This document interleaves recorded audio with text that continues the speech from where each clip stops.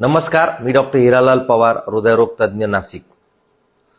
मी आज आपल्याशी माझ्या आयुष्यातील एक खूप धक्कादायक गोष्ट तुमच्याशी शेअर करणार आहे। साधारणतः एक 3 आठवड्यापूर्वी रविवारी मला थोडा वेळ होता म्हणून माझा जो 14 वर्षाचा मुलगा आहे, जो 8वीला आहे, तर मी त्याला सहज म्हणून बायोलॉजीचं पुस्तक घेऊन मी माझ्या हॉस्पिटलला त्याला बोलवलं। मग आम्ही डॉक्टर्स रूममध्ये हृदयावरती त्याचा जो टॉपिक होता, त्याचा जो विषय होता, त्याच्यावर आम्ही थोडंसं डिस्कशन करत होतो। हृदयाला चेंबर किती असतात, व्हाल्व किती असतात, हे सगळं आमचं चालू होतं। आणि हे सगळं वाचता वाचता शेवटी त्याच्यामध्ये ब्लड प्रेशरबद्दलही काही टॉपिक होते की नॉर्मल बीपी किती असतो, सिस्टॉलिक बीपी म्हणजे काय, डायस्टोलिक बीपी म्हणजे काय, हे सगळं त्याला मी समजवत होतो। तर मी त्याला बोललो की तू आता आलायस तर आपण चल तुझा बीपी मोजू, आणि बीपी मोजल्यावर तुला वरचा आणि खालचा बीपी मधला फरक मी तुला सांगतो।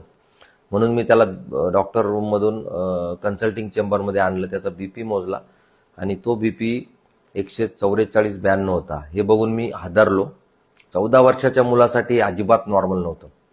इवन 18 वर्षावरील प्रौढांनाही 120/80 पेक्षा जास्त अपेक्षित नसतो, आणि या वयात तर त्याहूनही कमी असायला हवा होता। त्यामुळे मी थोडंसं स्ट्रेसमध्ये आलो। मी बीपीचं मशीन सोबत घेतलं आणि घरी आलो। घरी आल्यावर माझी जी 11 वर्षाची मुलगी आहे तिचाही मी बीपी मोजला आणि तोही वाढलेला। आता आम्ही डॉक्टर कुटुंबीय, माझा बीपी साधारणतः 120/80, माझ्या पत्नीचा डॉक्टर स्मिता तिचाही नेहमी 110/70, म्हणजे हा जेनेटिक प्रॉब्लेम नव्हता। मग कारण शोधायला सुरुवात केली। बाहेरचे चिप्स, मॅगी, पॅकेट फूड्स आमच्या घरी कधीच नव्हते।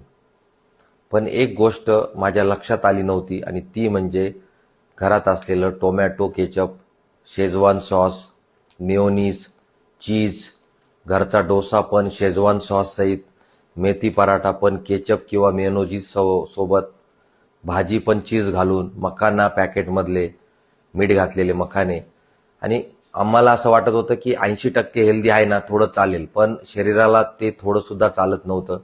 खरं सांगतो, या बीपी रिडिंग्स प्रमाणे दोघांनाही औषधांची गरज लागू शकली असती। पण आम्ही आधी डाएट पूर्ण बदलायचं ठरवलं। सर्व सॉसेस, मेयोनीज, चीज पूर्णपणे बंद केलं। इवन पॅकेज मखाना सुद्धा बंद केला। सकाळी रोज नारळ पाणी 1 ग्लास, कारण त्यात पोटॅशियम भरपूर असते, सुरू केलं। सकाळी 6 to 7 मध्ये 1 तास वर्कआउट सुरू केला, आणि फक्त 10 दिवसात परिणाम दिसला। मुलाचा बीपी 120/80च्या खाली आला, मुलीचा बीपी 110/70च्या खाली आला। मी आनंदी होतो आणि तितकाच आश्चर्यचकितही, कारण कार्डिओलॉजिस्ट म्हणून मी रोज बघत असतो 15 वर्ष, 16 वर्ष, 18 वर्षाचे तरुण तरुणी उच्च बीपी घेऊन येतात। कालच एका गावामधली एक 18 वर्षाची मुलगी 180-100 इतका बीपी घेऊन आली होती। आईवडील दोघेही नॉर्मल होते, पण मला तिला औषध सुरू करावं लागलं। माझा ठाम मेसेज आहे की फक्त बाहेरचं नाही तर घरातलं सॉस कल्चर सुद्धा आपल्याला थांबवलं पाहिजे। केचप, मेयोनीज, चीज ही मुलांसाठी उपयोगी गोष्टी नाही आहेत। आजच आपल्या मुलाचा बीपी आणि शुगर तपासून घ्या, कारण शाळेत जाणाऱ्या मुलांमध्येही उच्च बीपी आणि मधुमेह झपाट्याने वाढत आहे। आज आपण काळजी घेतली तर उद्या आपण औषधं टाळू शकतो। मुलांचं आरोग्य हीच खरी गुंतवणूक आहे।